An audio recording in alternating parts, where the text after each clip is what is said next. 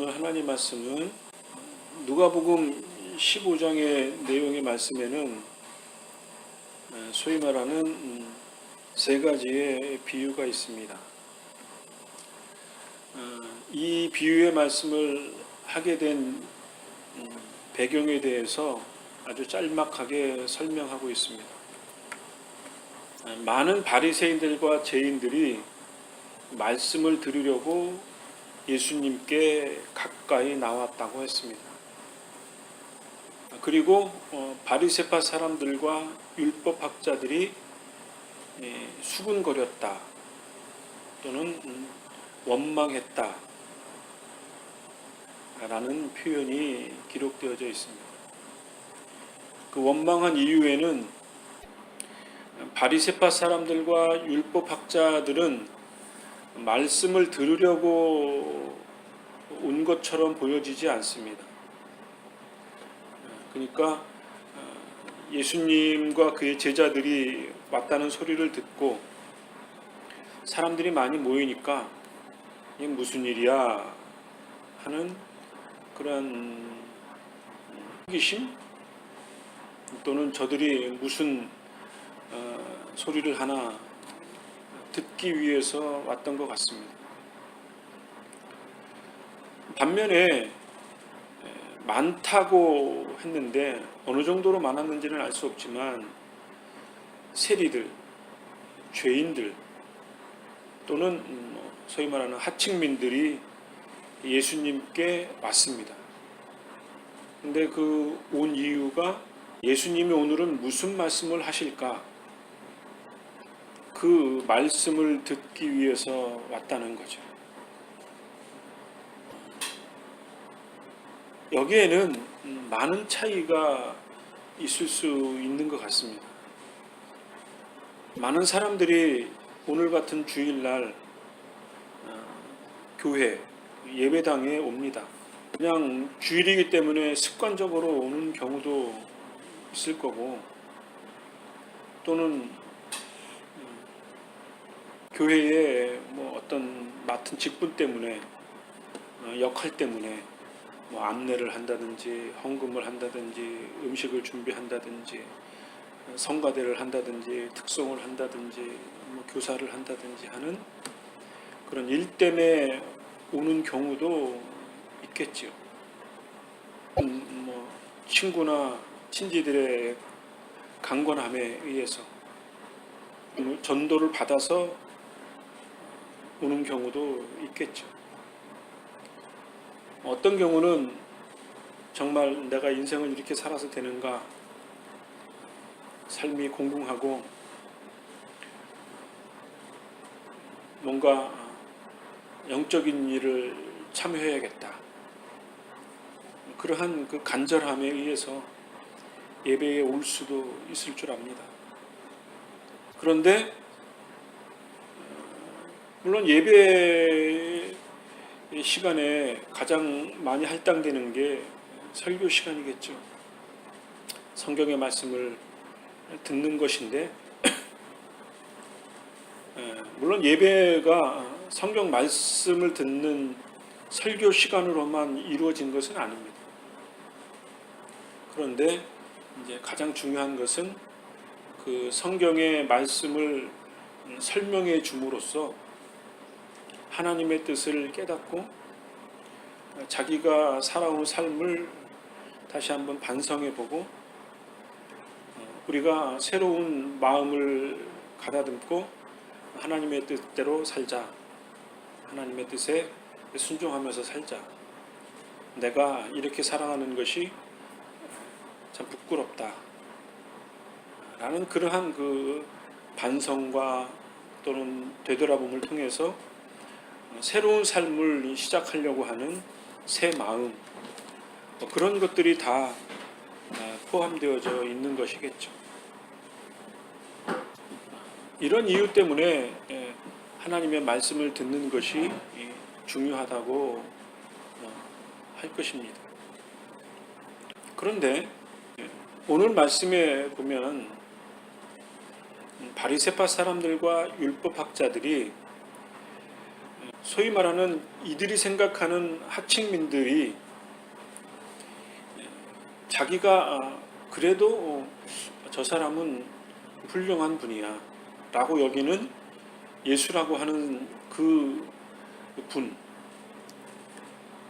그분이 죄인들과 같이 식사를 하니까 이 사람들이 원망을 한 거죠. 그리고 한편으로는 분개를 했겠죠. 어떻게 저런 사람들과 같이 밥을 먹는단 말인가. 이 말은 상종하지 않는 사람들과 어떻게 상종할 수 있겠느냐 하는 말이죠.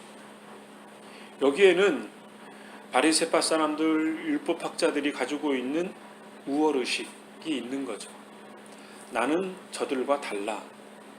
나는 저렇게 천박하게 살지 않아. 나는 의롭게 살려고 하고 하나님의 뜻에 순종하는 사람이야. 그런 의식으로 가득 찼던 거겠죠.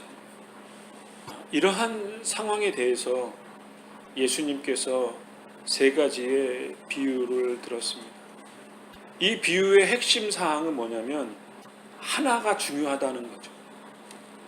그리고 그 하나가 하나님의 품에, 아버지의 품에, 주인의 품에 같이 동화가 돼서 기쁘고 즐겁고 행복함을 느끼는 것을 의미하는 거죠. 이것은 바리새파 사람들과 율법학자들을 사실은 책망한 내용일 수도 있겠죠. 자기들이 그렇게 중요하게 여겼던 거칠애와 율법학자들이 가지고 있는 학식, 종교적인 학식, 의롭다라고 여기는 그러한 지식들이 물론 나름대로 중요하겠죠. 그런데 예수님께서는 그러한 외형적인 것보다 한 사람, 한 마음이 하나님께 회개하는 것이 더 중요한 가치를 지닌다. 이런 의미로 말씀을 하고 있는 거죠. 첫 번째 내용이 양 100마리가 있었는데 한 마리가 그만 길을 잃었다는 거죠. 그럴 때 주인이 취한 행동은 99마리를 잘 우리에 가둬놓고 한 마리를 찾는 거예요. 그리고 찾다가 한 마리를 발견해서 어깨에 메고 돌아오다가 친구들과 이웃들을 만나서 같이 내가 잃었던 한 마리를 찾았어. 그래서 내가 이렇게 어깨에 메고 오는 거야. 그렇게 말을 하니까 거기에 있던 모든 사람들이 함께 기뻐했다는 거죠. 그러면서 하는 말이 7절에 쉬운 성경에 이렇게 기록되어져 있습니다. 하늘에서 회개할 필요 없는 99명의 의인보다 회개하는 죄인 한 명을 두고 더 기뻐할 것이다. 이렇게 말씀을 하고 있습니다.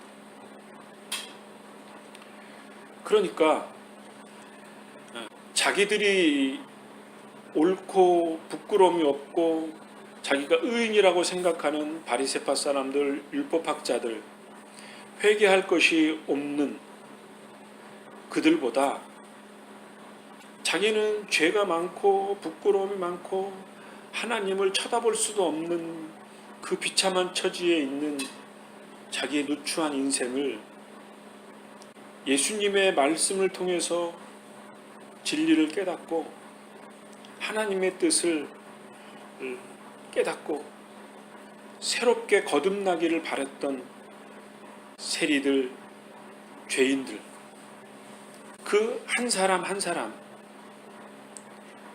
그 사람들이 회개하는 것이 더 중요하다. 하나님은 그 회개하려고 하는 세리들과 죄인들, 그 각각 한 사람들을 찾고 계시다. 그들과 함께 기뻐하고 즐거워하기를 원하신다. 그러한 말씀이겠죠.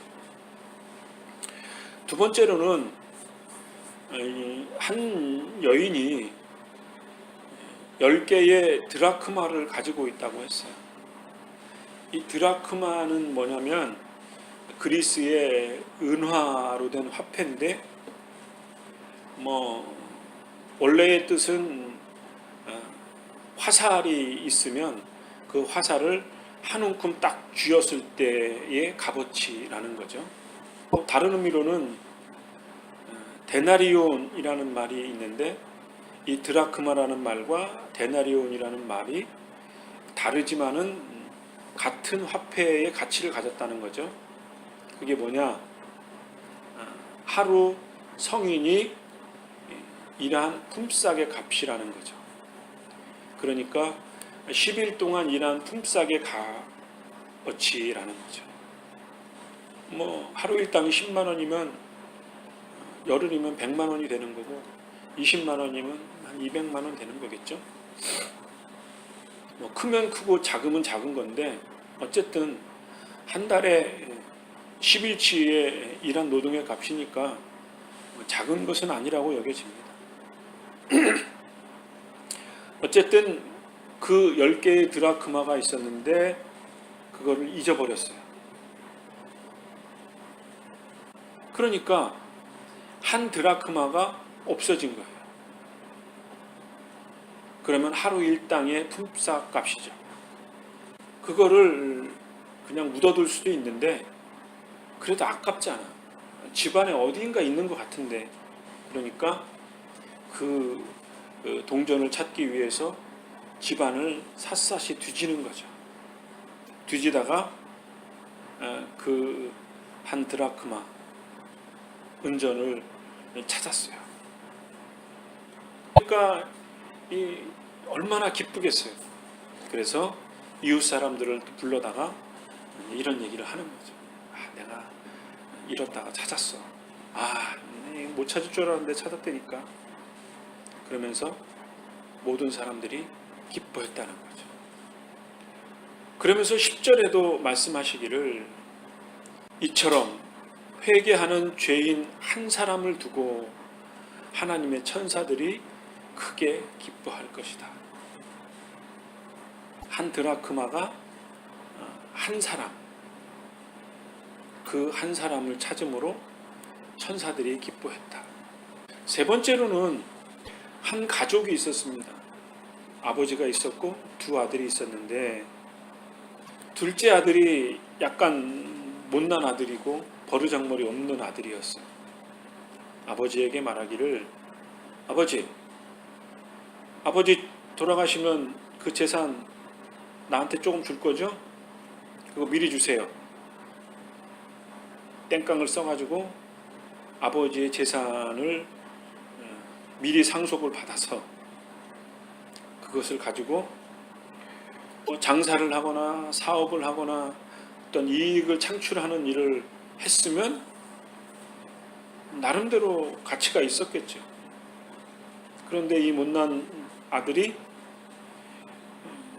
타지에 가서 허랑방탕하게 술 먹고 흥청망청 쓰다가 흉년이 들어서 거지가 되었어요. 먹고 살 것이 없으니까 아쉬운 소리를 해가지고 돼지 키우는 일을 하다가 돼지가 먹는 쥐엄나무 열매를 먹다가 어느 순간에 자기 자신이 비참해진 거예요. 야, 이게 뭐냐? 내 아버지 집에는 종들도 이거는 먹지 않는다.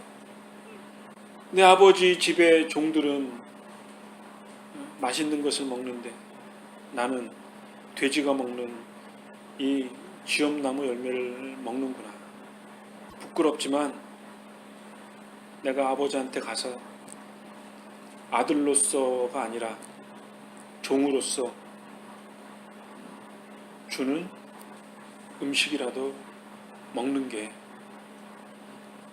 이것보다는 낫겠다 생각을 해서 아버지의 집을 향해서 뚜벅뚜벅 걸어가는데 저기 먼 멀치밭에서 아버지가 그 아들 오는 것을 한눈에 보고 달려와서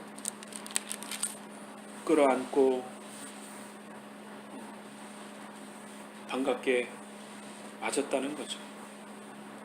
눈물 콧물을 흘렸겠죠. 회초리를 들어서 원망할 수도 있었는데 그러지 않았다는 거죠. 그게 부모의 마음이고 아비의 마음이었겠죠.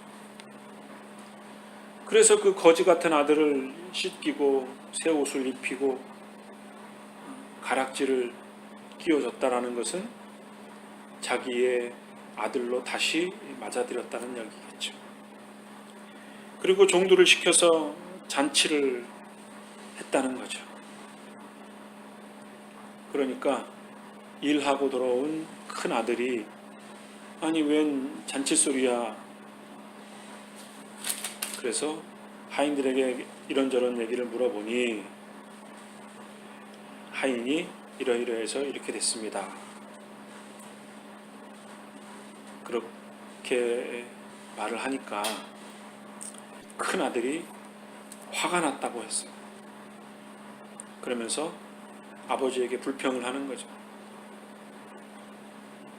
나는 아버지를 수년 동안 모셨지만 이렇게 큰 잔치 한 적이 없는데 저 망나니 같은 저놈의 자식 아버지 재산 다 날리고 거지가 돼서 왔는데 저놈에게 잔치를 할 수 있습니까? 서운합니다. 불평을 했다는 거죠. 그러자 이 아버지가 큰 아들에게 한 말이 기록되어져 있습니다. 쉬운 성경 31절입니다. 아들아, 너는 언제나 나와 함께 있었으니 내가 가진 모든 것이 내 것이 아니냐. 이렇게 말하면서 32절에 내 동생은 죽었다가 다시 살아났고 잃었다가 다시 찾았으니 우리가 즐거워하고 기뻐해야 하지 않겠느냐. 이렇게 말씀을 예수님께서 친히 하셨습니다. 그러니까 이 세 가지의 비유의 공통점은 뭐냐면 회개할 것이 없는 한 사람이 하나님 앞에 돌아왔으니 기뻐해야 할 것이고 회개하는 죄인 한 사람이 하나님 앞에 돌아와서 모두가 기뻐해야 할 것이 아니냐. 죽었다가 다시 살아온 그 동생 마치 세리와 죄인들과 같이 그렇게 인간으로 여기지 않을 만큼 그러한 쓸데없는 범죄한 사람, 죄인들, 그 죄인이 살아 돌아왔으니 우리가 그와 함께 화목하고 기뻐하는 것이 옳지 않나. 이 말씀을 하는 거죠. 그러니까 많은 세리와 죄인들이 예수님의 말씀을 들으려고 온 그 한 사람 한 사람들이 귀하다. 음식 먹는 것을 트집 잡고 비난했던 바리새파 사람들, 율법학자들, 그 사람들은 예수님의 말씀, 진리의 말씀, 그것을 들으려는 마음의 자세가 없는 것이 아니냐. 하나님의 뜻을 깨닫고 그 진리의 말씀으로 우리가 회개할 것을 회개하고 다시 새로운 마음으로 하나님의 뜻에 순종하려고 하는 그 선한 마음, 그 마음이 바리새파 사람들, 율법학자들에게는 없으니 이 굳은 마음, 이 척박한 마음에 어찌 하나님의 말씀이 들어가서 30배, 60배, 100배의 열매를 맺을 것이며 자기만 잘났다라고 하는 이 교만한 마음에 어찌 하나님의 뜻이 드러나겠느냐. 차라리 자기 자신이 죄인이라고 나에게 회개할 기회를 얻기 위해서 예수님께 온 세리들, 죄인들, 그 한 영혼이 귀하고 귀하지 않냐. 우리가 이들과 함께 기뻐하는 것이 온당하다. 이 말씀을 하는 것이겠죠. 여기에는 나 자신 한 사람을 지칭하는 것일 수도 있고 아직 주님을 모르는 그 누군가의 한 사람을 지칭하는 것이겠죠. 그 한 사람이 누군지는 알 수 없지만 그 한 사람 한 사람들이 이 땅에 있는 모든 사람들이 되어서 하나님 앞에 나와서 회개하고 그들과 함께 기뻐하고 즐거워하는 그러한 일을 예수님이 기뻐하시고 하나님이 원하신다. 그리고 이 땅에 있는 모든 교회들은 그러한 영적인 자세를 가져야 한다. 돌아올 한 영혼을 찾고 그를 기다리고 그들에게 다가가고 그들과 함께 즐거워하고 감사하는 그러한 모습이 우리에게 필요하겠죠. 불행하게도 현실 교회에서는 바리새파 사람들, 율법학자들과 같이 자기의 의로움을 드러내는, 남을 비판하는, 정죄하는 그런 모습이 있습니다.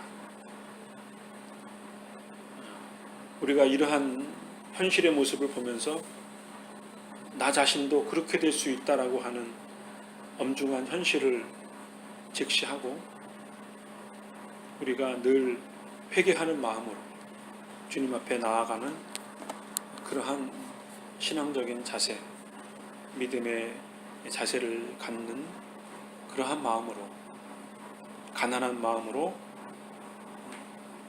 한 주간을 살아가는 저와 여러분이 되어지기를 간절히 바랍니다. 기도하겠습니다.